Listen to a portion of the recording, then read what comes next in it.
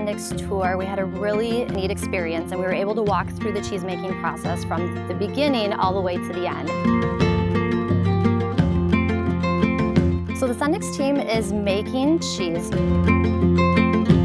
They are making a cheddar vat, about 4,000 pounds, 75-pound wheels, and they are planning on selling these wheels in their stores come November and December.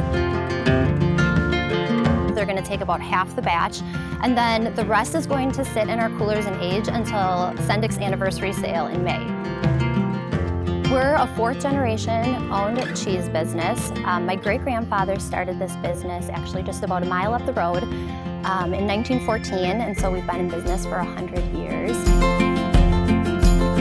We're all about family here, and it's about the experience that you have when you come around the table and you're gathering with other people, whether it's your friends or your family. We're buying local, our milk is local, our employees live in the area. We just want everyone to benefit from buying local and supporting local.